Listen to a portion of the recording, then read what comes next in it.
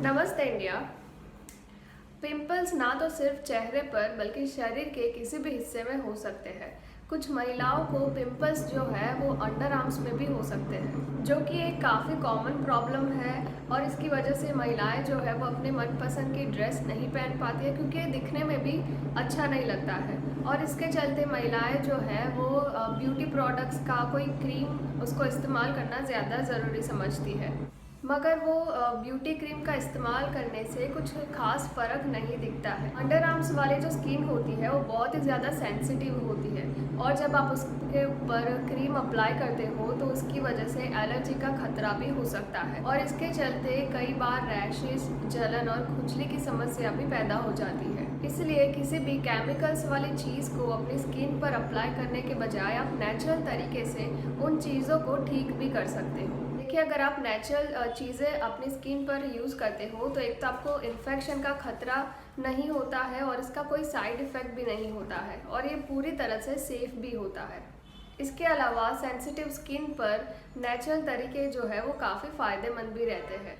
बहुत सी महिलाएं ऐसी होती है जो अंडर आर्म्स में होने वाले पिंपल्स को नज़रअंदाज कर देती है, मगर ये आपके लिए सही नहीं होता है, क्योंकि इसके चलते वो आगे जाके दर्द का कारण भी बन सकता है। इसकी वजह से आपको दर्द भी हो सकता है, तो इसको समय रहते ठीक कर लेना बहुत ही ज़्यादा ज़रूरी होता है। तो आज हम कुछ ऐसे ही चीज़ों के बारे में बात करेंगे, ऐसे घरेलू नुस्खों के बारे में बात करेंगे जिसको आप घर पर ही अपने इस अंडर आर्म्स में होने वाले पिंपल से आप कैसे पीछा छुड़ा सकते हो, और उसको आने से भी कैसे रोक सकते हो। महिलाएं अपने बगल के बाल यानी कि अंडर आर्म्स के बाल हटाने के लिए बहुत सारे तरीके अपनाती है।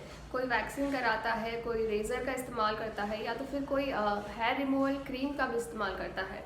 देखिए, इस दौरान आपको बगल के बाल निकालते वक्त आपको कुछ बातों का ध्यान ज़रूर देना चाहिए, क्योंकि जब अंडर आर्म्स के बाल निकाले जाते हैं तो थोड़ी बहुत ऊंच नीच होने पर अगर आपके बाल जो है वो गलत तरह से टूट जाते हैं तो उसकी वजह से भी पिंपल्स हो सकते हैं।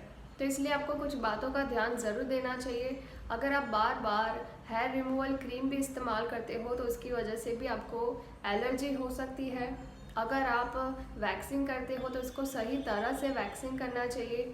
और तो और अगर आप रेज़र का इस्तेमाल करते हो तो आपको सबसे ज़रूरी बात ये होती है कि रेज़र में जंग ना लगी हो, और उसको अच्छे से साफ़ करने के बाद ही इसका इस्तेमाल किया जाए।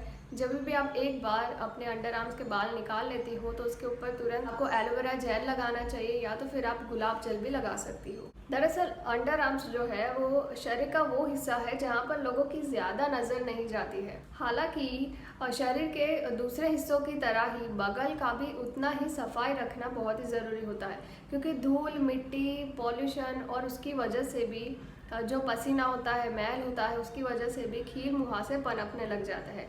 इसलिए अपने बगल को, अपने अंडर आर्म्स को हफ्ते में 2 बार स्क्रब ज़रूर करना चाहिए। देखिए, स्क्रब को बनाने के लिए आपको कुछ नहीं करना है, आपको थोड़ा सा बेसन लेना है, उसके अंदर संतरे के छिलके डालिए, फिर उसके अंदर थोड़ा सा दूध मिक्स करिए। इस पैक को अपने बगल में, अपने अंडर आर्म्स में स्क्रब कीजिए। इससे ना तो सिर्फ कील मुहासे ठीक किया जा सकता है, बल्कि जो आपकी रंगत होती है वो भी सुधरती है, यानी कि आपकी जो डार्कनेस हो जाता है।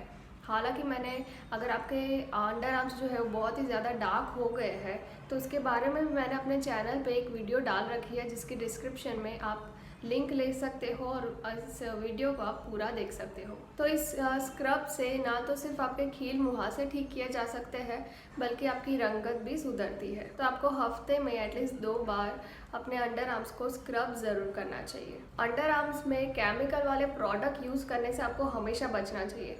देखिए, आजकल का जो दौर है उसमें महिलाएं जो है वो रोज़ाना तौर पर केमिकल वाले परफ्यूम, डीओज जो है वो रोज़ाना अपने स्किन पर अप्लाई करती है, अपने अंडर आर्म्स में अप्लाई करती है, तो उसकी वजह से भी आपको खील मुहासे हो सकते हैं। और तो और साबुन और डिटर्जेंट से भी अपने अंडर आर्म्स को साफ़ नहीं करना चाहिए।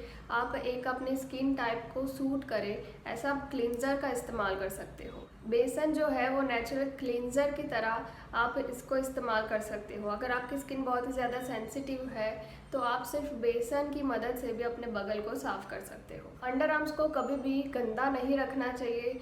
जब वर्कआउट करते वक्त या तो फिर घूमते फिरते वक्त, खेलते वक्त, जब बगल में से बहुत ही ज़्यादा पसीना आता है तो इसलिए बगल की नियमित तौर पर सफाई रखनी बहुत ही ज़्यादा ज़रूरी होती है। अगर आप नियमित तौर पे अपने बगल को साफ़ रखोगे तो कील मुहासे जैसी प्रॉब्लम है वो नहीं आएगी। साफ़ सफाई के अलावा कभी भी गंदे कपड़े पहनना नहीं चाहिए, क्योंकि उसकी वजह से भी कील मुहासे होने का खतरा सबसे ज़्यादा होता है। और ख़ास तौर पर आपको थोड़े से ढीले कपड़े पहनने चाहिए। हो सकता है कि अगर बगल में आपका कपड़ा फंस जाता है तो उसकी वजह से भी ये प्रॉब्लम हो सकती है।